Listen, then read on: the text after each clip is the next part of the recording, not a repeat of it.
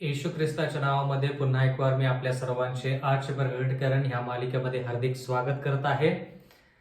बंधू आणि भगिनींनो, देवाचे उपकार आपण खरोखरच मानले पाहिजेत, कारण की देवाने आपल्याला सदोदित मदत केलेली आहे आणि त्याच्या पवित्र आत्म्याच्या मार्गदर्शनाखाली आजपर्यंत आपण वाटचाल केलेली आहे. म्हणून मी पूर्ण श्रेय जिवंत देव येशू ख्रिस्ताला देत आहे. तुमच्या सर्वांचे देखील उपकार मानतो, कारण की तुम्ही देवाचं वचन ऐकत आहात, आत्मसात करत आहात आणि त्यानुसार चालत देखील आहात. बंधू आणि भगिनींनो, आजचा हा 30वा संदेश आहे आणि या संदेशाचं शीर्षक आहे तिसऱ्या देवदूताचा संदेश आणि पृथ्वीची कापणी. तिसऱ्या देवदूताचा संदेश आणि पृथ्वीची कापणी. तर प्रियजन हो, आतापर्यंत आपण देवाच्या मदतीनुसार प्रकटीकरणाचे 13 अध्याय पूर्ण केलेले आहेत. आपण 14व्या अध्यायामध्ये पोहोचलेलो आहोत आणि पुन्हा एक वार मला देवाला विनंती करायची आहे की देवाने आपल्याला त्याचा बहुमूल्य पवित्र आत्मा जो आहे तो पवित्र आत्मा पुरवावा आणि आजचा संदेश देखील देवाच्या मार्गदर्शनाखाली आपण पुढे अभ्यास करावा, असं मी देवाच्या चरणी प्रार्थना करत आहे.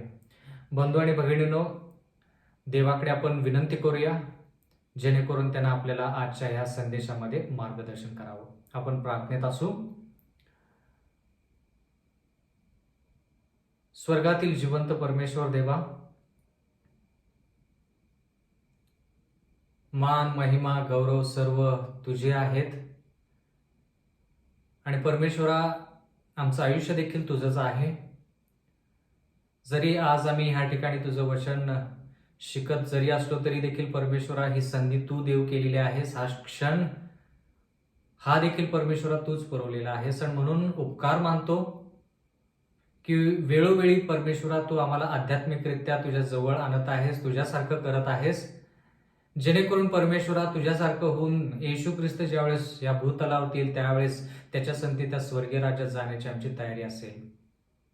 प्रेमळ पित्या, मागत आहोत जितके लोक हा संदेश ऐकतील त्यांना हा संदेश समजण्यासाठी मार्गदर्शन कर आणि प्रेमळ पित्या, या संदेशाद्वारे आम्ही सर्वांनी आमचं चरित्र जे आहे ते तुझ्यासारखं बनवावं, जेणेकरून परमेश्वरा आम्ही तुझ्यासारखे होऊन तुझ्या संगती सदा सर्व काळासाठी राहू, असंच होऊ दे. इथून पुढचं वचन, आमचं अध्ययन आम्ही तुझ्या हाती सोपवून देत आहोत. पवित्र आत्मा आमच्यावरती उतरावा, त्यानं आम्हाला मार्गदर्शन करावं, हीच कळकळीची नागराची विनंती आम्ही येशू ख्रिस्ताच्या नावात मागतो. आमेन. तो संदेश काय? प्रकटीकरणाचा 14वा अध्याय आणि 9वं वचन. त्याच्या मागून तिसरा देवदूत येऊन मोठ्याने म्हणाला, जो कोणी श्वापदाला व त्याच्या मूर्तीला नमन करतो, बघा, श्वापदाला आणि त्याच्या मूर्तीला नमन करतो आणि आपल्या कपाळावर किंवा आपल्या हातावर त्याची खून करून घेतो, प्रकटीकरण 14:10 मध्ये लिहिलेलं आहे, तोही देवाच्या क्रोधाच्या प्याल्यात निरा घातलेला त्याचा क्रोधरूपी द्राक्षरस पिईल आणि पवित्र देवदूता समक्ष व कोकऱ्याच्या समक्ष त्याला अग्नी व गंधक ह्यापासून पीडा होईल. आता जरा लक्ष द्या. पहिला संदेश जो आहे, पहिल्या देवदूताचा संदेश, तो थोडा सौम्य आहे आणि प्रोत्साहन देणारा आहे. दुसरा जो आहे तो खरी परिस्थिती सांगतो लोकांना की ते कोणत्या परिस्थितीमध्ये आहेत. आणि तिसरा देवदूताचा संदेश म्हणतो की आता बघा, तुम्ही बाबेलमध्ये आहात. जर तुम्ही बाबेल सोडून जी खरी मंडळी आहे त्या मंडळीमध्ये किंवा त्या मंडळीचा सदस्य म्हणून जर तुम्ही झाला नाहीत आणि सत्याचा जर तुम्ही सत्याला जर जकडून राहिला नाही, पकडून राहिला नाही, तर देवाचं वचन म्हणतं की तुम्ही मूर्तीला आणि त्याच्या श्वापदाला नमन कराल. आणि जो कोणी श्वापदाला आणि त्याच्या मूर्तीला नमन करतो म्हणजे काय? राष्ट्रीय रविवारचा नियम जो आहे त्याचं पालन करतो. आणि आपल्या कपाळावर म्हणजे निर्णय घेतो आणि हातावर म्हणजे कृतीद्वारे त्यानं राष्ट्रीय रविवारचा नियम स्वीकारलेला आहे, त्यानं रविवार हा दिवस पवित्र आहे हे मानलेलं आहे. देवाचं वचन म्हणतं तोही देवाच्या क्रोधाच्या प्याल्यात निरा घातलेला त्याचा म्हणजे देवाचा क्रोधरूपी द्राक्षरस पिईल. आता द्राक्षरस पिणे किंवा प्याला, या ठिकाणी देवाच्या क्रोधाचा प्याला निरा घातलेला आणि क्रोधरूपी द्राक्षरस पिल. आता प्याला पिणे ही गोष्ट तुम्ही किंवा ही घटना तुम्ही अगोदर कधी ऐकलेली आहे का? नक्कीच ऐकलेली आहे बंधू आणि भगिनींनो. तुम्ही गेत्सेमनी बागेमध्ये ज्यावेळेस येशू ख्रिस्त पूर्ण जगाचं पाप स्वतःवरती घेत होता, त्याच्यावरती ते पाप लादलं जात होतं, त्यावेळेस येशू ख्रिस्त म्हणाला, माझ्या प्रिय पित्या, माझ्या प्रिय प्रभू, माझ्या देवा, जर तुझी इच्छा असेल तर हा प्याला माझ्यापासून दूर कर किंवा निघून जाऊ दे, पण माझी इच्छा नाही तर तुझी इच्छा पूर्ण होऊ दे. तर तो प्याला जो आहे तो शब्दशः अक्षरशः प्याला नसून जो त्रास संकट येशू ख्रिस्तावरती आलं होतं, जे अरिष्ट येशू ख्रिस्तावरती आलं होतं, त्या अरिष्टाला आपण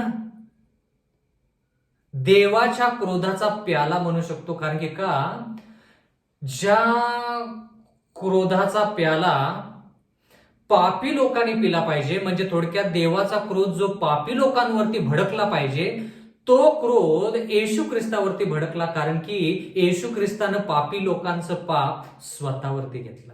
म्हणजे ज्या गोष्टी पापी लोकांनी सहन करायच्या त्या येशू ख्रिस्ताने सहन केल्या. म्हणजे थोडक्यात क्रोध रूपी द्राक्षरस जो आहे, जो पापी लोकांनी पिला पाहिजे, कारण की त्यांनी पाप केले आणि पापाचं वेतन मरण आहे, तर ते येशू ख्रिस्ताने घेतलं. आणि येशू ख्रिस्ताने विनंती केली पित्याला की पित्या, जर तुझी इच्छा असेल तर हा प्याला माझ्यापासून काढून घे, पण माझी इच्छा नाही, तुझी इच्छा पूर्ण होऊ दे. म्हणजे थोडक्यात येशू ख्रिस्ताने तो क्रोध रूपी द्राक्षरस तो स्वतः प्याला.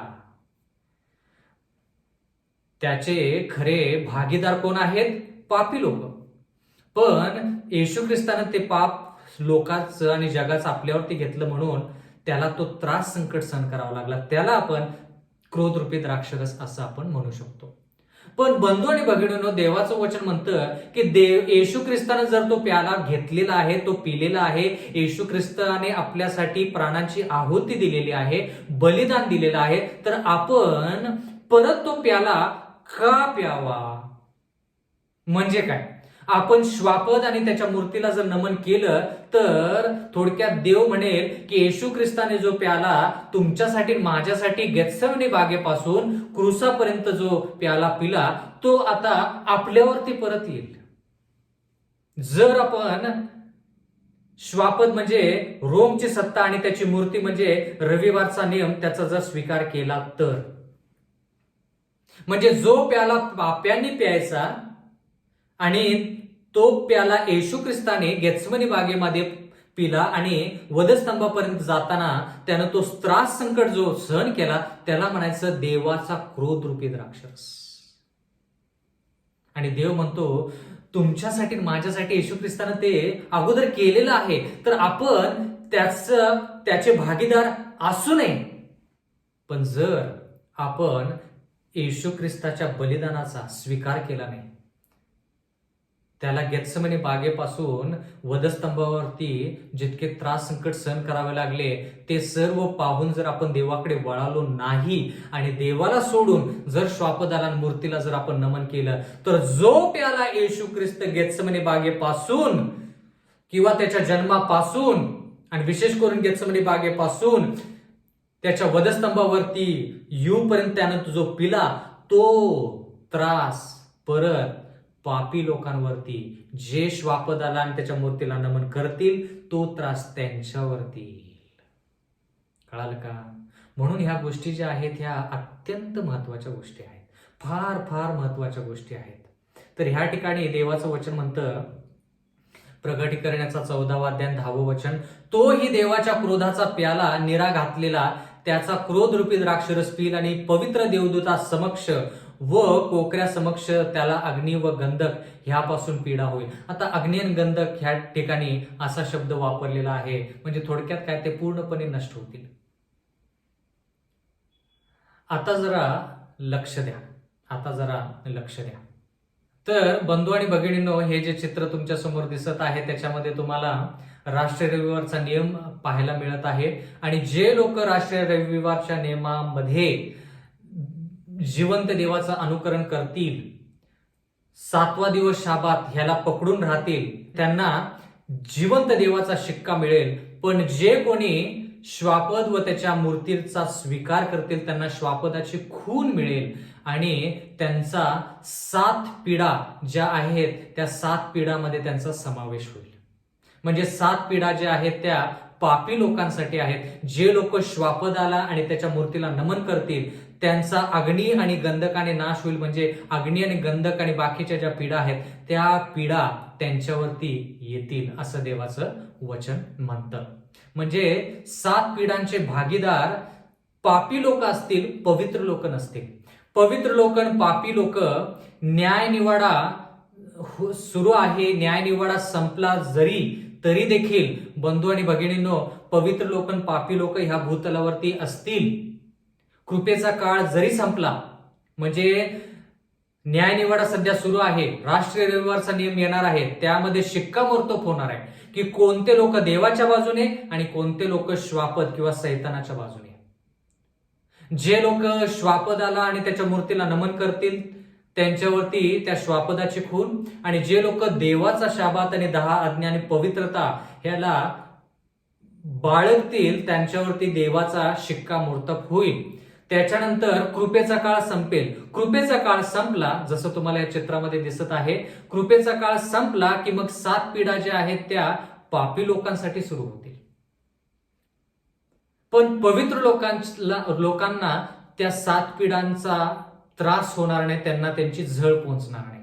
कारण की देव विश्वासू आहे आणि देव न्यायी आहे. प्रगटीकरणाचा 14वा अध्याय 11वे वचन, त्यांच्या पिढांचा धूर म्हणजे पापी लोकांचा ज्यावेळेस नैनाट होईल त्यावेळेस देवाचं वचन म्हणतं, त्यांच्या पिढाचा धूर युगानयुग वर येतो आणि जे श्वापदाला व त्याच्या मूर्तीला नमन करतात त्यांना आणि जो कोणी त्याच्या नावाची खून धारण करून घेतो त्याला रात्रंदिवस विश्रांती मिळत नाही. बघा, आता देवाचं वचन म्हणतं की जे लोक श्वापदाला आणि त्याच्या मूर्तीला नमन करतील त्यांच्या पिढेचा धूर म्हणजे त्यांचा अग्नी आणि गंधकाने नाश ज्यावेळेस होईल, त्यांच्या पिढ्याचा धूर जो आहे तो युगानयुग वर येतो. आता युगानयुग म्हणजे सार्वकालिकरित्या, पण आता युगानयुग म्हणजे सार्वकालिकरित्या जरी असं दिसत असलं तर युगानयुग म्हणजे काय? सार्वकालिकरित्या ते लोक जळत राहणार अग्नी आणि गंधकामध्ये. देव क्रूर नाही, देव प्रेमळ आहे, देव दयाशील आहे. देवाची कदापि इच्छा नाही की जरी व्यक्तीचा नाश झाला, जरी पापी व्यक्तीचा नाश झाला तर तो सदा सर्व काळासाठी अग्नी आणि गंधकामध्ये त्याला पीडा व्हावी अशी देवाची कदापि इच्छा नाही. तर युगानयुग पीडा आणि त्याचा धूर जो आहे तो वर येतो म्हणजे काय हे आपण थोडक्यात पाहूया. कारण की लोक हे वचन घेतात आणि म्हणतात की जे लोक पापी आहेत ते कायम स्वरूपी ते अग्नीमध्ये जळत राहणार, कायम स्वरूपी. बंधू आणि भगिनींनो, थोडा अग्नीचा चटका आपल्याला मिळाला तर आपल्याला खूप त्रास होतो, तर कायमस्वरूपी आपण जळत राहणार हे चुकीचं आहे. देव निर्दयी नाही, देव दयावान आहे, कृपाशील आहे, म्हणून तो अग्नी आणि गंधकाने लोकांचा नाश करतो. पण किती वेळ या ठिकाणी पाहूया. यहुदा याचा 1 अध्याय आणि 7वं वचन. यहुदा याचा 1 अध्याय आणि 7वं वचन. त्याप्रमाणेच सदोम व गमोरा आणि त्यांच्या सभोवतालची नगरे ह्यांनी त्यांच्यासारखे जार कर्म करून अन्य कोटीतील अंगाशी संग केला. ती नगरे कोणती? सदोम गमोरा आणि त्याच्या सभोवतीची जी नगरे आहेत ती नगरे सार्वकालिक अग्निदंडाची परीक्षा पावलेली अशी एकीकडे उदाहरणादाखल आपल्या पुढे ठेवली आहेत. आता सार्वकालिक अग्निदंडाची शिक्षा म्हणजे सदोम आणि गमोराचा नाश अग्नीने झाला, पण आज देखील सदोम आणि गमोरा अग्नीने भस्म होत आहे का? किंवा आज देखील ती आग जळत आहे का? कारण की ह्या ठिकाणी दिलेलं आहे ती नगरे सार्वकालिक अग्निदंडाची शिक्षा. याचा अर्थ असा का की सदोम आणि गमोरा जो जुन्या करारामध्ये त्यांचा अग्नी आणि गंधकाने नाश झाला आणि आज देखील ते नगर जळत आहेत आणि त्यांच्यामध्ये आग लागलेली आहे? कदापि नाही. आपल्याला माहित आहे की ती आग अजूनपर्यंत चालू नाही. म्हणजे काय, सार्वकालिक अग्निदंड जरी शब्द वापरला असला तरी त्याचा अर्थ आपण शोधून काढला पाहिजे. जसं प्रगटीकरण 14:11 मध्ये लिहिलेलं आहे, त्या पापी लोकांच्या पिढेचा धूर युगानयुग म्हणजे सार्वकालिक वर येतो. म्हणजे काय हे आपण व्यवस्थित जाणून घेतलं पाहिजे. त्याचा अर्थ बंधू आणि भगिनींनो, की जो निष्कर्ष आहे, जो परिणाम आहे त्यांनी केलेल्या पापांचा, तो परिणाम जो आहे तो कायमस्वरूपी आहे. कायमस्वरूपी परिणाम काय आहे? सार्वकालिक नाश. पण सार्वकालिकरित्या अग्नीमध्ये जळणं हे चुकीचं आहे. म्हणून देवाचं वचन जे आहे, हे वचन शब्द सार्वकालिक युगानयुग जरी वापरले असले तरी युगानयुग लोक अग्नीत जळत नाहीत. सार्वकालिकरित्या लोक अग्नीत जळत नाहीत. वर्षानुवर्ष लोक अग्नीत जळत नाहीत. त्यांचा प्राण जातो आणि अग्नी शांत होते. जसं सदोम आणि गमोरा त्यांचं सार्वकालिक अग्निदंडाची जी शिक्षा आहे ती आजपर्यंत नाही. म्हणजे जे लोक त्या ठिकाणी मरण पावले ते सदा सर्व काळासाठी जळत नाहीयेत. म्हणून जे लोक पापी आहेत, जे लोक श्वापदाला आणि त्याच्या मूर्तीला नमन करतील ते कायमस्वरूपी जळणार नाहीत. काही काळासाठी ते नक्कीच अग्नीमध्ये जळतील, पण कायमस्वरूपी नाही. पण सार्वकालिक शब्द का वापरलेला आहे? सार्वकालिक शब्द याच्यासाठी वापरलेला आहे की परिणाम काय, ह्या श्वापदाला नमन करणे किंवा त्याच्या मूर्तीला नमन करणे, त्याचा परिणाम काय? परिणाम म्हणजे सार्वकालिक मृत्यू. आणि तो सार्वकालिक मृत्यू कसा आहे? थोड्या वेळासाठी नाही, सदा सर्व काळासाठी ते लोक मरण पावणार आहेत.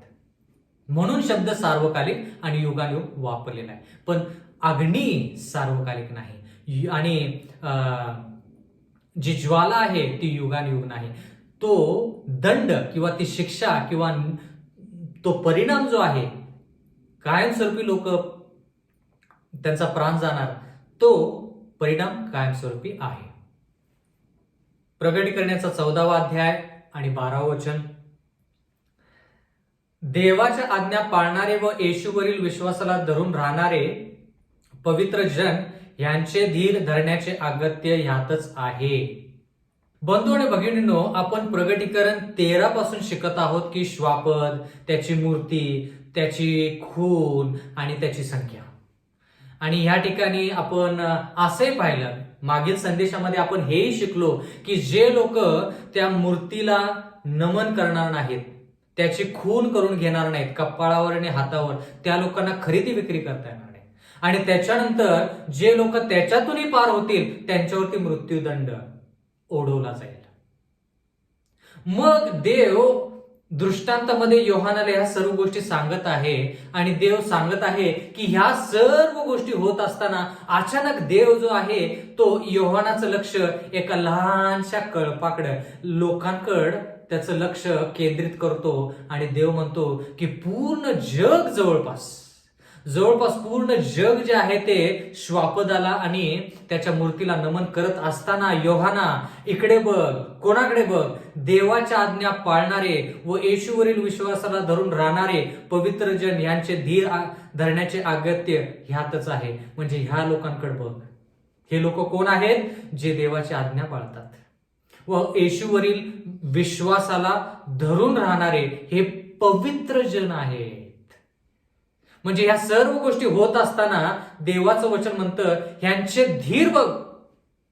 योहाना, तुला ह्या सर्व गोष्टी, हे सर्व लोक श्वापदाला आणि त्याच्या मूर्तीला नमन करताना दिसत आहेत ना, पण इकडे बघ, ह्या लोकांकडे बघ, हा लहानसा कळप बघ, ह्या लोकांकडे लक्ष दे, ह्यांचा धीर बघ. म्हणजे ह्या सर्व गोष्टी होत असताना ह्या लोकांनी धीराने, विश्वासाने पवित्रता बाळगलेली आहे. धीर बघ ह्या लोकांचा. म्हणजे ह्या लोकांनी ह्या सर्व वाईट गोष्टी होत असताना, म्हणजे काय, लोक एकामेकांना धरून देत आहेत, लोक खरेदी विक्री त्यांना करता येत नाही, काय काय लोक विश्वासाला सोडून देत आहेत, काय काय लोक जीवे मारले जात आहेत, तरी देखील ह्या लोकांचा धीर बघ योहाना. हे लोक पवित्र आहेत, यांनी देवाची आज्ञा पाळलेली आहे आणि येशूवरील विश्वास धरून ठेवलेला आहे. आता धीर कसा धरायचा याच्याविषयी आपण शिकूया. कारण की का धीर आपला जो आहे तो आपल्याला सोडून चालणार नाही, विश्वास सोडून चालणार नाही. आणि तो धीर आणि जो विश्वास जो आहे तो जर बळकट करायचा असेल तर त्याच्यासाठी काय केलं पाहिजे हे जाणून घेणं अत्यंत महत्वाचं आहे. श्वापदाला नमन करायचं नाही पण धीर पाहिजे, त्याच्या मूर्तीला नमन करायचं नाही पण धीर पाहिजे ना.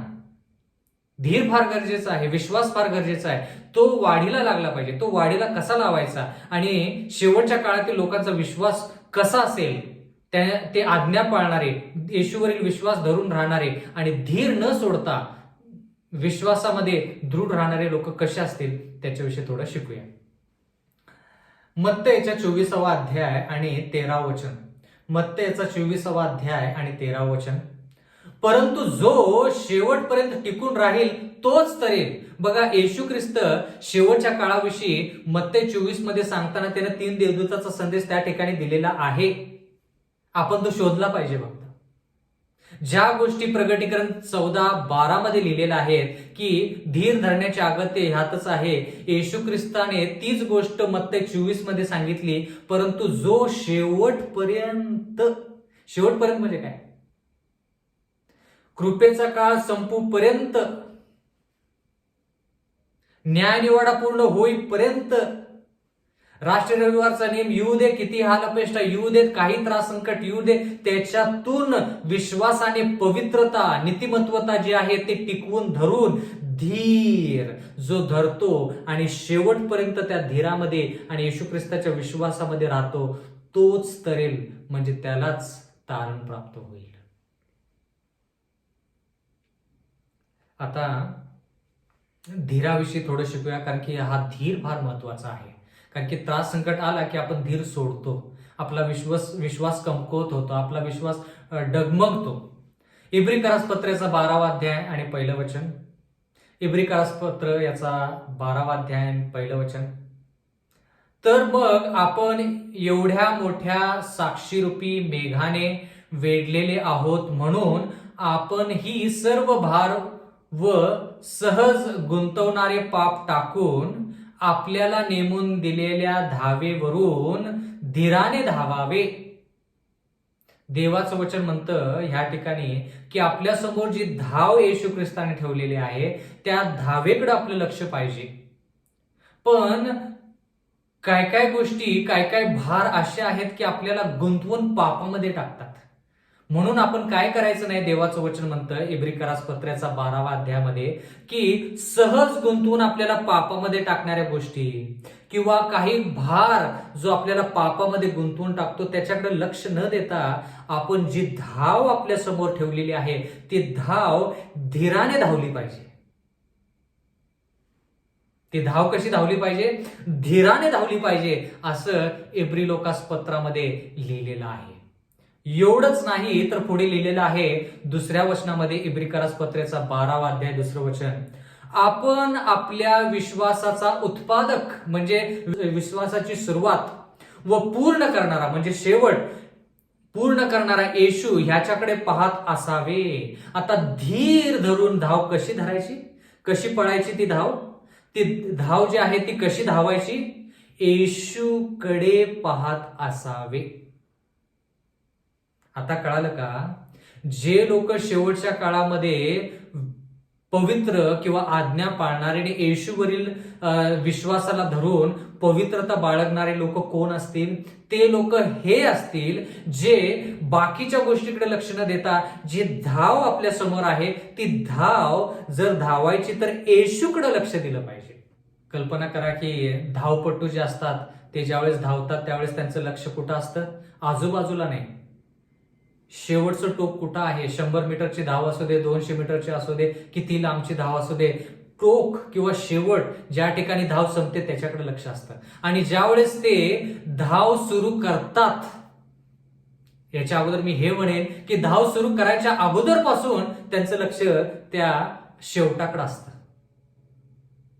ते असं करत नाहीत की धावायला सुरू करतात आणि मग शेवट कुठं आहे ते बघतात आणि मग त्या शेवटाकडे जातात. नाही, धावायच्या अगोदरच त्यांना माहित असतं की शेवट कुठं आहे. आणि जरी ते धावायच्या सुरुवात करायच्या अगोदर जरी ते स्तब्ध असले तरी देखील शेवटाकडे लक्ष असतं. आणि देवाचं वचन म्हणतं की तो शेवट कोण आहे? येशू ख्रिस्त आहे. कारण की विश्वासाची सुरुवात आणि विश्वासाचा शेवट येशू ख्रिस्त आहे. म्हणून आपण धावत असताना येशू ख्रिस्ताकडे लक्ष द्यायचं. आजूबाजूला जर आपण लक्ष दिलं तर सहज गुंतवणारे गोष्टी आणि भार आपल्याला पापामध्ये टाकेल. आपण काय शिकत आहोत? धीर कसा धरायचा. त्रास संकट आलं तर त्रास संकटाकडे लक्ष द्यायचं नाही, येशू ख्रिस्ताकडे लक्ष द्यायचं. त्याला म्हणायचं धीराने धाव घेणे. आपलं लक्ष कुठं? त्रास संकटाकडे. त्रास संकट आलेले आहे, आपण आता काय केलं पाहिजे? हा त्रास संकट कसा सोडवला जाईल? त्रास संकटावरती जास्त विचार न करता येशू ख्रिस्ता तुझे काय विचार आहेत हे मला जाणून घ्यायचे. त्रास संकट माझ्या आयुष्यामध्ये आहे, पण मला माहित आहे की तुझे विचार ह्या त्रास संकटाबाबतीत काही ना काहीतरी नक्कीच काहीतरी विचार आहेत. ते विचार काय आहेत ते मला सांग. आपण विचार येशू ख्रिस्ताचा काय आहे त्याच्यावरती जास्त विचार केला पाहिजे. त्रास संकट काय आहे त्याचा विचार केला नसला पाहिजे. किती त्रास संकट येऊ दे, त्रास संकट आपल्या विचारामध्ये असेल, पण त्याच्यापेक्षा जास्त येशू ख्रिस्ताचे विचार त्या त्रास संकटाबाबत काय आहेत हा विचार केला पाहिजे. त्याला म्हणायचं येशू ख्रिस्ताकडे पाहून धाव करणे. इब्रिकरास पत्र्याचा 12वा अध्याय 2रं वचन, आपण आपल्या विश्वासाचा उत्पादक व पूर्ण करणारा येशू ह्याच्याकडे पाहत असावे, जो आनंद त्याच्या पुढे होता त्याकरता. बघा, येशू ख्रिस्ताने धाव घेतली, येशू ख्रिस्ताने धाव पूर्ण केली, पण कशी केली? जो आनंद त्याच्या पुढे होता त्याकरता त्याने लज्जा तुच्छ मानून वधस्तंभ सहन केला आणि तो देवाच्या राजसनाच्या उजवीकडे बसला होता. म्हणजे येशू ख्रिस्त ज्यावेळेस जन्माला आला त्याची धाव जी सुरू झाली त्याचा शेवट काय होता? वधस्तंभ. येशू ख्रिस्तानं काय केलं? वधस्तंभाकडे लक्ष दिलं. येशू ख्रिस्तानं आजूबाजूला लक्ष दिलं नाही. म्हणून धीर जो आहे, जर आपल्याला शेवटपर्यंत टिकून राहायचं तर आपली नजर जी आहे ते शेवटाकडे पाहिजे. ते फार महत्वाचं. म्हणून येशू ख्रिस्त ज्यावेळेस वधस्तंभाकडे बघायचा त्याला आनंदच व्हायचा. कारण की इथं लिहिलंय जो आनंद त्याच्या पुढे होता. आता कोणता आनंद त्याच्या पुढे होता? लोक त्याला तुच्छ मानायचे, लोक त्याच्यावरती थुंकले, लोकांनी त्याला फटके मारले, लोकांनी त्याला लज्जास्पद गोष्टी अशा बोलले, तरी देखील तो देवाचं वचन म्हणतं जो आनंद त्याच्या पुढे होता त्याकरता त्याने लज्जा तुच्छ मानली. म्हणजे त्याला लोक काय म्हणतात ह्याच्याविषयी काही वाटलंच नाही. कारण की का? पुढं बघून त्यानं आनंद प्राप्त केला. तसं आपणही राष्ट्रीय रविवारचा नियम येऊ दे, किती हे अरिष्ट येऊ दे, किती त्रास संकट येऊ दे, आपलं लक्ष काय पाहिजे? न्याय निवाडा सुरू आहे, देवाची भीती बाळगा आणि त्याचे गौरव करा. कारण की न्याय निवाडा करायची घटिका आलेली आहे. आपण येशू ख्रिस्ताकडे बघायचं. मग आपल्याला तो आनंद जो सार्वकालिक जीवनामध्ये मिळणार आहे तो आनंद आपल्याला आत्तापासूनच अनुभवायला आपल्याला सुरुवात होईल. खूप लोकांना वाटतं की स्वर्गाचा अनुभव स्वर्गामध्ये गेल्यानंतरच होतो. नाही. ज्या दिवशी तुम्ही आणि मी येशू ख्रिस्ताला स्वीकारू, येशू ख्रिस्तासारखं आयुष्य जगायला सुरुवात करू, त्रास संकटामध्ये आपल्याला स्वर्गाचा अनुभव. हे देवाचं अभिवचन आहे.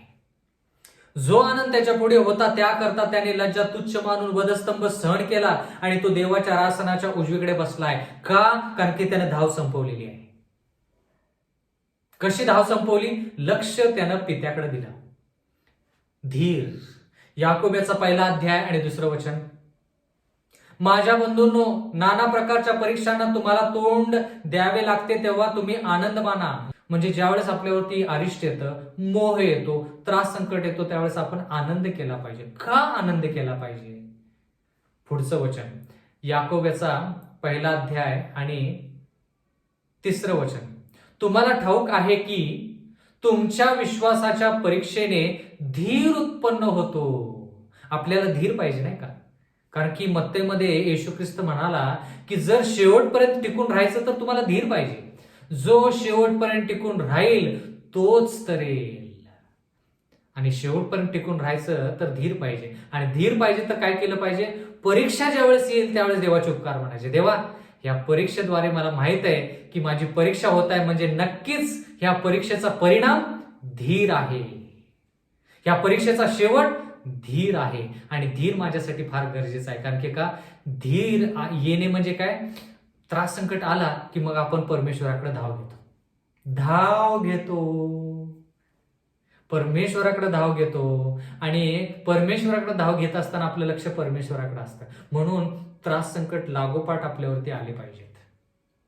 म्हणून शेवटच्या काळामध्ये बंधू आणि भगिनींनो, देवाच्या लोकांवरती एका पाठीमागे एक आरिष येईल, जेणेकरून लोकांनी त्यांचं लक्ष जगिक गोष्टीकडे न लावता देवाकडे लावलं पाहिजे. आणि ती धाव जी आहे ती धीराने, आजूबाजूला लक्ष न देता येशू ख्रिस्ताकडे लक्ष देऊन ती पुढे धाव घेतली पाहिजे. काय पाहत आहोत? प्रगटीकरण याचा 14वा अध्याय आणि 12 वचनामध्ये लिहिले, देवाच्या आज्ञा पाळणारे व येशूवरील विश्वासाला धरून राहणारे. आता येशूवरील विश्वासाला धरून राहणे म्हणजे काय? येशू ख्रिस्त कसा राहिला? येशू ख्रिस्ताने विश्वास कोणावरती ठेवला? ह्या गोष्टी या ठिकाणी लिहिलेल्या आहेत. आणि ह्या ठिकाणी हबक्कूक 2:4 मध्ये लिहिले, नीतिमान तर आपल्या विश्वासाने वाचेल. म्हणजे विश्वास आपण येशू ख्रिस्तावरती ठेवला पाहिजे. रोमकरास पत्र्याचा 1 अध्याय आणि 17 वचन. रोमकरास पत्र्याचा 1 अध्याय आणि 17 वचन. कारण तिच्या देवाचे नीतिमत्व विश्वासाने विश्वासासाठी प्रगट झालेले आहे. नीतिमान विश्वासाने जगेल ह्या शास्त्रलेखाप्रमाणे हे आहे. आता नीतिमान म्हणजे पवित्र माणूस. कसा जगेल? विश्वासाने जगेल. विश्वास कसा पाहिजे?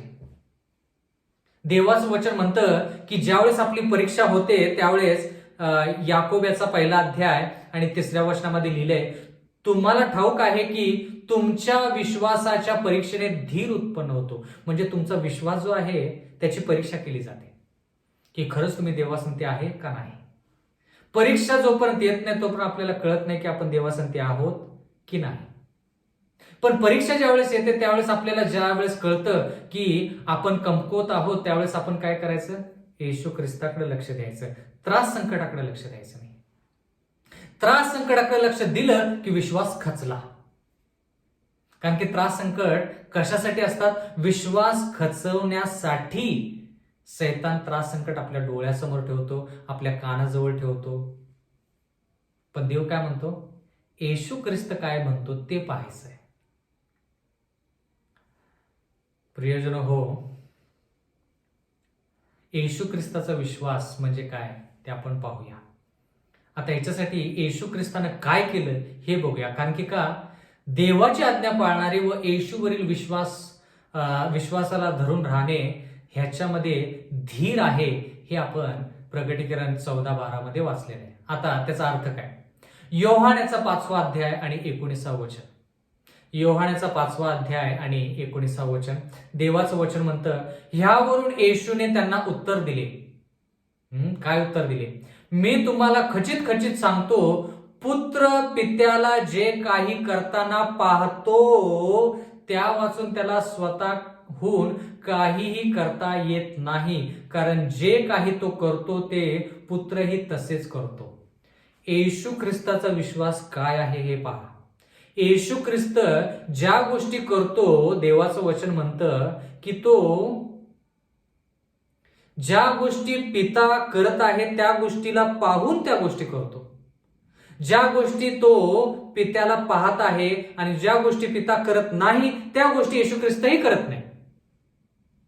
म्हणजे डोळे, म्हणजे आपली नजर काय पाहिजे? जर आपल्याला विश्वास पाहिजे, धीर पाहिजे, आपली नजर येशू ख्रिस्त काय करतो ह्याच्याकडे पाहिजे. पुन्हा एक वार, पुत्र पित्याला जे काही करताना पाहतो त्या वाचून त्याला स्वतःहून काही करता येत नाही. कारण जे काही तो करतो ते पुत्रही तसेच करतो. पिता जे करतो त्या गोष्टी पुत्र पाहतो आणि त्या गोष्टी पुत्रही करतो. त्याला म्हणायचं विश्वास. त्याला म्हणायचं धीराने शेवटपर्यंत टिकून राहणे. आपण काय करतो, आपण आजूबाजूला पाहतो. येशू ख्रिस्तानं कुठं पाहिलं? देवाकडे पाहिलं, पित्याकडे पाहिलं. पिता ज्या गोष्टी करतो त्याच गोष्टी येशू ख्रिस्ताने केल्या. म्हणजे थोडक्यात जर तुम्हाला आणि मला जाणून घ्यायचं की पिता कसा काय काम करतो, कसा आहे, काय करतो, येशू ख्रिस्ताला पाहिलं की पित्याला पाहिल्यासारखं आहे. आता पाहण्याविषयी ह्या गोष्टी झाल्या. आता योहान याचा 5वा अध्याय आणि 30वा वचन, मला स्वतःहून काही करता येत नाही, जसे मी ऐकतो तसा न्यायनिवाडा करतो आणि माझा निवाडा यथार्थ आहे, कारण मी स्वतःच्या इच्छेप्रमाणे नव्हे तर ज्याने मला पाठवले त्याच्या इच्छेप्रमाणे करायला पाहतो. आता जरा लक्ष द्या. येशू ख्रिस्त ह्या वचनाच्या अगोदर आपण जे वचन शिकलो त्या ठिकाणी येशू ख्रिस्त म्हणतो, ज्या गोष्टी पिता करतो त्या गोष्टी मी पाहतो आणि त्या गोष्टी मी करतो. पण ह्या ठिकाणी आता येशू ख्रिस्त काय म्हणतो, ज्या गोष्टी मी करतो, कृतीमध्ये आणतो, त्या गोष्टी स्वतःच्या इच्छेप्रमाणे नाही, ज्याने मला पाठवलं त्याच्याप्रमाणे मी त्या करतो. म्हणजे डोळ्यानं ज्या गोष्टी पाहिल्या जातात त्या गोष्टी येशू ख्रिस्त म्हणतो देव जो करतो त्या गोष्टी मी पाहतो. हाताने ज्या गोष्टी मी करतो त्या गोष्टी देव ज्या करत आहे त्याच गोष्टी मी हाताने देखील करतो. म्हणजे डोळे आणि हात, पाहणे आणि कृती.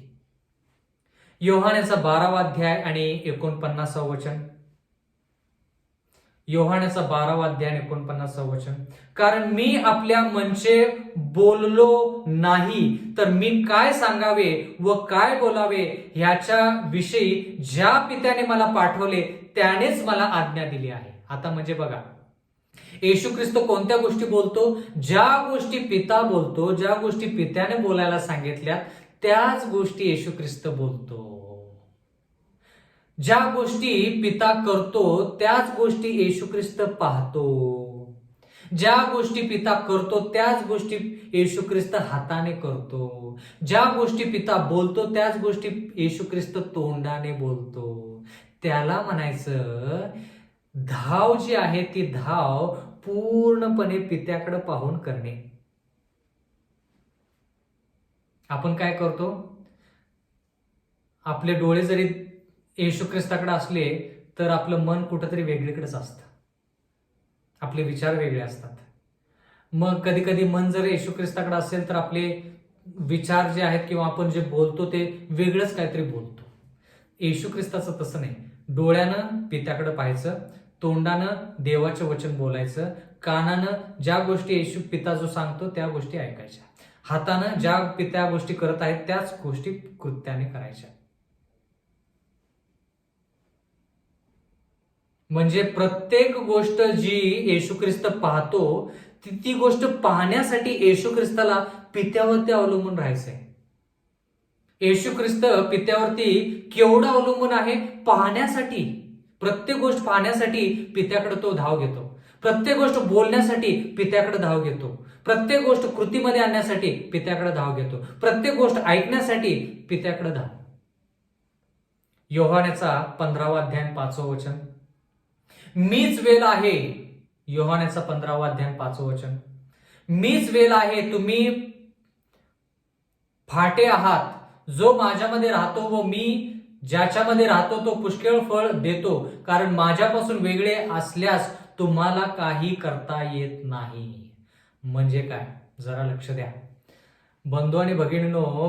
प्रगटीकरण 14:12 मध्ये लिहिलेलं आहे महत्वाचं वचन, देवाच्या आज्ञा पाळणारे व येशूवरील विश्वासाला धरून राहणारे पवित्र जन कसे असतील? जे लोक ख्रिस्तामध्ये आणि ख्रिस्त त्यांच्यामध्ये आहे तेच लोक देवाची आज्ञा पाळणारे असतील, येशूवरील विश्वासाला धरून राहणारे पवित्र जन असतील. तेच लोक धीराने शेवटपर्यंत टिकून राहतील. म्हणजे काय? थोडा वेळ लक्ष द्या. ह्या ठिकाणी गलतीकारास पत्रेचा 2रा अध्याय 20वा वचन पाहूया. देवाचं वचन म्हणतं, मी ख्रिस्ताबरोबर वधस्तंभावर खिळलेला आहे आणि ह्यापुढे मी जगतो असे नाही तर ख्रिस्त माझ्या ठायी जगतो. बघा, आणि आता देहामध्ये मी माझे जीवित आहे ते देवाच्या पुत्रावरील विश्वासाच्या योगाने आहे. त्याने माझ्यावर प्रीती केली व स्वतःला माझ्याकरता दिले. म्हणजे बंधू आणि भगिनींनो, देवाचं वचन म्हणतं की पाऊल कसा आहे, येशू ख्रिस्तासंती वधस्तंभावरती टांगलेला जसा आहे तसा आहे. म्हणजे काय, त्याचे हात जे आहेत ते येशू ख्रिस्ताच्या हातासारखे, त्याचं शरीर जे आहे ते येशू ख्रिस्ताचं, देवाचं वचन म्हणतं, तो म्हणतो शरीर जरी माझं असलं तरी ह्या शरीरामध्ये येशू ख्रिस्त जिवंत आहे. म्हणजे थोडक्यात या शरीरामध्ये मी जगत नाही, येशू ख्रिस्त जगत आहे. म्हणजे काय, ज्या गोष्टी मी पाहतो येशू ख्रिस्ताला बघून करतो, ज्या गोष्टी मी बोलतो त्या येशू ख्रिस्ताकडून मी घेतो. आता येशू ख्रिस्त पूर्णपणे पित्यावरती अवलंबून होता म्हणजे काय ते आपण थोडक्यात पाहूया. बंधू आणि भगिनींनो, येशू ख्रिस्त ज्यावेळेस वधस्तंभावरती प्राण देता झाला त्यावेळेस त्याच्या हातामध्ये त्यानं सर्वस्व जे होतं ते पित्याला वाहून दिलं होतं. म्हणजे काय, येशू ख्रिस्ताने त्याच्या डोळ्याला बाकीच्या गोष्टी ज्या दिसतात त्याच्याप्रमाणे तो त्यानं निर्णय घेतला नाही. त्यानं पित्याकडे लक्ष दिलं. बाकीचे लोक काय बोलतात ते गोष्टी ऐकून तो बोलला नाही. त्यानं पित्यानं त्याला काय सांगितलं त्याच्याकडे लक्ष दिलं. बाकीचे लोक कृतीमध्ये काय करतात ते बघून त्यानं कृती केली नाही. पित्यानं त्याला काय सांगितलं त्याच्यावरती त्यानं कृती केली. त्याला म्हणायचं विश्वास. म्हणजे काय, जरा लक्ष द्या. कल्पना करा की एक व्यक्ती आंधळा आहे, मुका आहे आणि कानाने बहिरा आहे आणि तो हाताने अपंग आहे, पायानेही अपंग आहे. आंधळा आहे, बहिरा आहे, मुकबधीर आहे, हाताने आणि पायाने अपंग आहे. तो व्यक्ती दुसऱ्या व्यक्तीवर किती अवलंबून असेल? म्हणजे थोडक्यात दुसरा व्यक्ती त्याला येतो म्हणतो की मी तुला मदत करतो. मग तो व्यक्ती जो आंधळा आहे, कानाने बहिरा आहे, मुकबधीर आहे, हातपाय चालत नाही, तो व्यक्ती त्या दुसऱ्या व्यक्तीवरती किती अवलंबून आहे? पूर्णपणे. कारण की का, त्याचे डोळे काही दाखवत नाहीयेत, त्याच्या डोळ्याने त्याला काही दिसत नाहीये, त्याच्या तोंडाने तो काही बोलू शकत नाही, त्याच्या कानाने तो काही ऐकू शकत नाही, हाताने काही कृती करू शकत नाही, पायाने तो काही गोष्टी ज्या ठिकाणी जायचं त्या ठिकाणी तो जाऊ शकत नाही. म्हणजे त्या दुसऱ्या व्यक्तीवरती पूर्णपणे पाहण्यासाठी त्या व्यक्तीवरती अवलंबून, बोलण्यासाठी त्या व्यक्तीवरती अवलंबून, ऐकण्यासाठी, कृती करण्यासाठी, चालण्यासाठी त्या व्यक्तीवरती अवलंबून. तसं आयुष्य आपण ख्रिस्तावरती अवलंबून ज्यावेळेस जगू त्यावेळेस आपण देवाची आज्ञा पाळणारे आणि येशूवरील विश्वासाला धरून राहणारे असे पवित्र जन हो. कळालं का? म्हणजे थोडक्यात आपलं आयुष्य कसं पाहिजे? आपण डोळ्याने आंधळे आहोत. देवा, काय तू मला दाखवत आहेस ते मला सांग. डोळ्यानं पाहण्यासाठी आपण असंच पाहायचं नाही, काही देवानं सांगितलं पाहिजे त्या गोष्टी बघ, मग आपण त्या गोष्टी पाहायच्या. असंच बोलायचं नाही, देवानं सांगितलं पाहिजे की त्या गोष्टी बोल, मग त्या गोष्टी आपण बोलल्या पाहिजे. इथपर्यंत आपण देवावरती विश्वास ठेवून जर चाललो तर मग पवित्रता आपल्यामध्ये नक्कीच येईल. आता जरा लक्ष द्या बंधू आणि भगिनींनो, येशूवरील विश्वास म्हणजे थोडक्यात येशू ख्रिस्त आपल्या पापापासून आपलं तारण करतो. येशू ख्रिस्त मला माझ्या पापावरती विजय मिळवून देण्यासाठी सक्षम आहे, सामर्थ्यवान आहे, तो दयाळू आहे, कृपाळू आहे, तो मला सोडणार नाही. हा जो विश्वास आपण येशू ख्रिस्तावरती ठेवतो त्याला म्हणायचं येशू ख्रिस्तावरील विश्वास. काही लोकांना खूप वेळेस वाटतं की मी पापातून बाहेर पडणार नाही, मी असाच पापामध्ये राहणार, पापावरती विजय मी कदापि मिळवू शकणार नाही. पण ते लोक काय करतायत? स्वतःकडे बघत आहेत. पण देवाचं वचन म्हणतं काय की जर धीर पाहिजे, जर शेवटपर्यंत टिकून राहायचं तर स्वतःकडे बघायचं नाही, स्वतःच्या कमकुवत गोष्टी, स्वतःच्या पापाकडे बघायचं नाही, येशू ख्रिस्ताकडे बघायचं. मग आपल्याला आनंद, मग आपल्याला स्फूर्ती आणि ताकद आणि सामर्थ्य येशू ख्रिस्तामध्ये दिसतात. म्हणून आपल्याला आशा मिळते आणि मग आशा मिळाल्यानंतर मग आपण पापावरती विजय मिळवणं आपल्याला सोपं जातं. प्रगटीकरणाचा 14वा अध्याय 13 वचन, तेव्हा स्वर्गातून झालेली वाणी मी ऐकली ती म्हणाली, लिही, प्रभूमध्ये मरणारे आत्तापासून धन्य आहेत. आत्मा म्हणतो, खरेच आपल्या कष्टापासून सुटून त्यांना विसावा मिळेल. त्यांची कृत्य तर त्यांच्या बरोबर जातात. म्हणजे थोडक्यात काय, देवाचं वचन म्हणतं की पहिल्या देवदूताचा संदेश ऐकून, दुसऱ्या देवदूताचा संदेश ऐकून जे लोक मरण पावलेले आहेत 1840 पासून, पहिल्या देवदूताचा संदेश, दुसऱ्या देवदूताचा संदेश, तिसऱ्या देवदूताचा संदेश ऐकून जे मरण पावलेले आहेत ते धन्य. कारण की का, त्यांचे कृत्य, त्यांचा विश्वास जो आहे त्याचं फळ त्यांना नक्कीच मिळेल.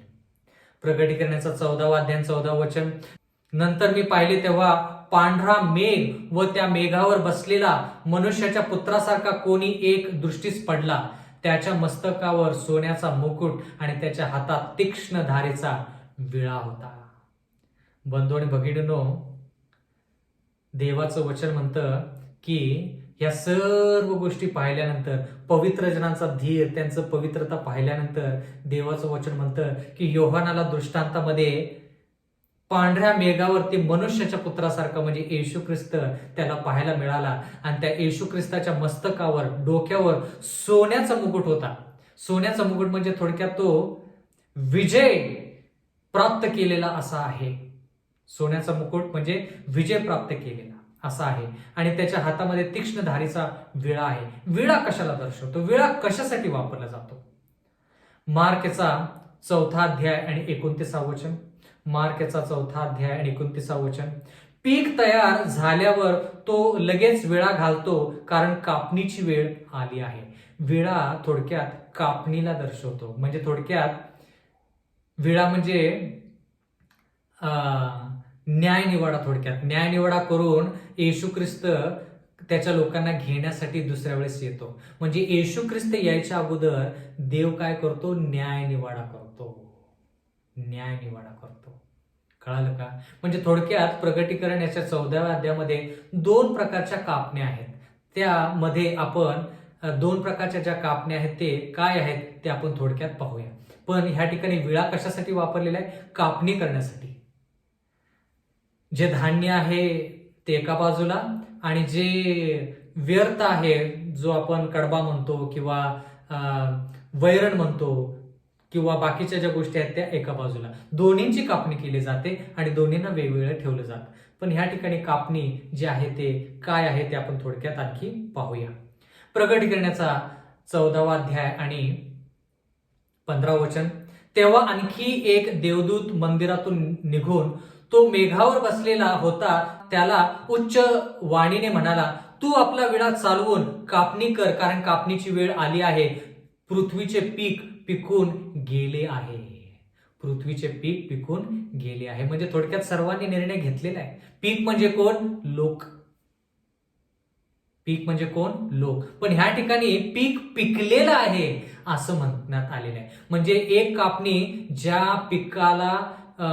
पिकाची आहे ते पीक पिकलेलं आहे. म्हणजे ते पीक म्हणजे लोक पिकलेले आहेत. म्हणजे थोडक्यात काय, ते स्वर्गाच्या राज्यासाठी तयार झालेले आहेत.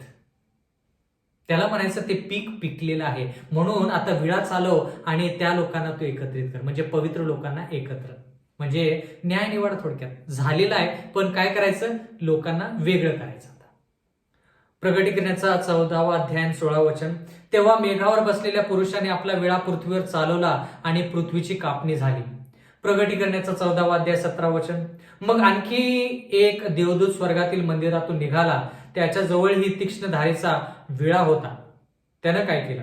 प्रकटीकरणाचा 14वा अध्याय 18व वचन, ज्याला अग्नीवर अधिकार आहे असा दुसरा एक देवदूत वेदीतून निघाला, त्याने त्याच्याजवळ तीक्ष्ण धारेचा विळा होता. त्याला उच्च वाणीने म्हटले, तू आपला तीक्ष्ण धारेचा विळा चालवून पृथ्वीच्या द्राक्षीचे घड तोडून घे, तिचे द्राक्ष पिकले आहेत. तिचे द्राक्ष काय झालेत? पिकलेले आहेत. म्हणजे ह्या ठिकाणी 2 प्रकारच्या कापण्या आहेत. प्रकटीकरणाचा 14वा अध्याय आणि 19व वचन. प्रकटीकरण 14:19, तेव्हा त्या दूताने आपला विळा पृथ्वीवर चालवला आणि पृथ्वीच्या द्राक्षाचे घड तोडून देवाच्या क्रोधाच्या मोठ्या कुंडात टाकले. आता ह्या ठिकाणी 2 प्रकारचे पीक आहे. एक जे पीक जे पिकलेलं आहे आणि दुसरं जे द्राक्ष आहेत ते देखील पिकलेले आहेत. म्हणजे काय? ते नाशासाठी तयार आहेत. तेही लोक आहेत.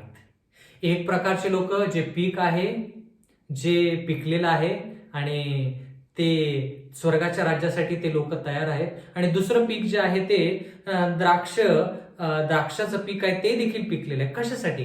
नाशासाठी तयार झालेलं आहे. ते लोक नाशासाठी तयार आहेत, म्हणून त्यांना घेऊन देवाच्या क्रोधाच्या मोठ्या द्राक्ष कुंडामध्ये टाकण्यात आलं. म्हणजे थोडक्यात त्यांचा नाशासाठी त्यांना तयार करण्यात आलं. म्हणजे ह्या प्रकारे ह्या ठिकाणी कापणी जरी झाली तर दोन प्रकारची वेगवेगळी कापणी आहे. विळा दोन्हीकडे चालवण्यात आला. दोन्हीकडे विळा चालवण्यात आला. एक जे श्वापदाला त्याच्या मूर्तीला नमन करतात ते द्राक्षाच्या कुंडामध्ये, देवाच्या क्रोधाच्या द्राक्षाच्या कुंडामध्ये टाकले गेले. आणि जे देवाचं नमन करतात, देवाच्या आज्ञा पाळतात, पवित्रता पाळतात, येशूवर विश्वास ठेवतात, त्यांची कापणी, जे पिकलेले आहेत त्यांची कापणी करून त्यांना स्वर्गाचं राज्य. प्रगटीकरणाचा 14वा अध्याय आणि 20वे वचन. ते द्राक्ष कुंड नगराबाहेर तुडवले गेले. म्हणजे द्राक्ष कुंड जे आहे ते नगराबाहेर तुडवले गेले. त्यातून रक्त वाहिले. त्याचा प्रवाह घोड्यांच्या लगामांना पोहोचेल इतका असून तो 100 कोस पर्यंत वाहत गेला. बघा, म्हणजे जे लोक पवित्रता त्यांच्यामध्ये नाही, श्वापदाला त्याच्या मूर्तीला नमन करतात, त्यांना देवाचं वचन म्हणतं नगराच्या बाहेर द्राक्ष कुंडामध्ये त्यांना तुडवण्यात आले.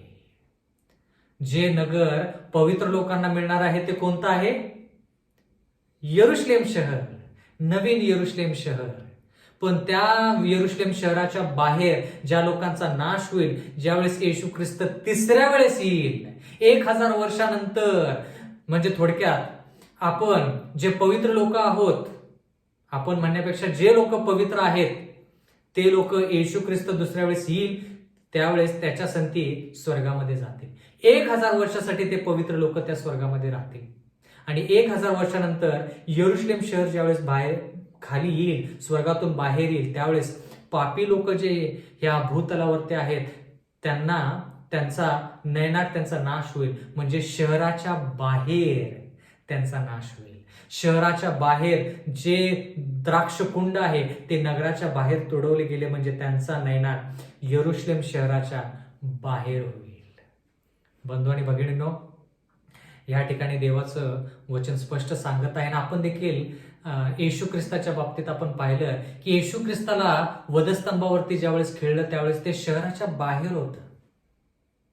पण ज्या येशू ख्रिस्ताचा स्वीकार लोकांनी केला पाहिजे, त्या येशू ख्रिस्ताचा स्वीकार जर त्यांनी केला नाही तर त्यांची परिस्थिती आता काय? त्यांना क्रोधरूपी द्राक्षरस प्यायला जो आहे तो त्यांना प्यायला लागेल. आणि त्यांना येशू ख्रिस्तानं जसं मरण, त्याचं मरण जे यरुशलेमच्या वेशीच्या बाहेर होतं, तसं ह्या लोकांचं यरुशलेमच्या बाहेर त्यांचं देखील मरण होईल. 2 प्रकारच्या कापण्या आहेत. आपण कोणत्या कापणीमध्ये असणार आहे? माझी अशी इच्छा आहे की तुम्ही त्या पहिल्या कापणीमध्ये जे पीक पिकलेलं आहे, स्वर्गाच्या राज्यासाठी तयार होईल, त्या कापणीसाठी तुम्ही आणि मी, बंधू आणि भगिनींनो, तयार झालं पाहिजे. प्रियजन हो, काळ संपत आलेला आहे. आपण शेवटच्या काळामध्ये जगत आहोत. आणि आपल्याकडे आशा हीच आहे की आपल्या समोरची धाव आहे, ती धाव आपण जणू काय आपण आंधळे आहोत, बहिरे आहोत, बोलता येत नाही, अपंग आहोत, मूकबधीर आहोत, अशा प्रकारचा व्यक्ती दुसऱ्या व्यक्तीवरती कसा अवलंबून असेल, तसं आपण देवावरती अवलंबून राहिलो तर येशू ख्रिस्ताच्या विश्वासाने आपल्याला पवित्रता मिळेल. आणि ती धाव आपण शेवटपर्यंत पूर्ण करू आणि आपल्याला तारण प्राप्त होईल. परमेश्वर आपला सर्वांस आशीर्वाद देवो. आपण प्रार्थना करूया. स्वर्गातील जिवंत परमेश्वर देवा, उपकार मानतो आजची संधी तू आम्हाला देव केलीस. आजच्या ह्या वचनाद्वारे तू आम्हाला दाखवून दिलेला आहेस परमेश्वरा की तू न्याय निवाडा आमचा करत आहेस. आणि ह्या न्याय निवाड्याच्या काळामध्ये परमेश्वरा आम्ही तुझी भीती बाळगावी, तुझं गौरव करावं, तुझ्या आज्ञेमध्ये राहावं, श्वापदाला नमन न करता परमेश्वरा पवित्र आयुष्य जगून येशू ख्रिस्तावरील विश्वास धीराने जोपासावा आणि शेवटपर्यंत धीर टिकवून ठेवून ती धाव संपवावी आणि सार्वकालिक जीवनाची वाटचाल करावी असं होऊ दे. सर्व गोष्टी आम्ही तुझ्या पुढे सादर करत आहोत. आम्हा सर्वांना तू तारण दे. नम्र विनंती येशूच्या नावात मागतो म्हणून तो ऐक. आमेन.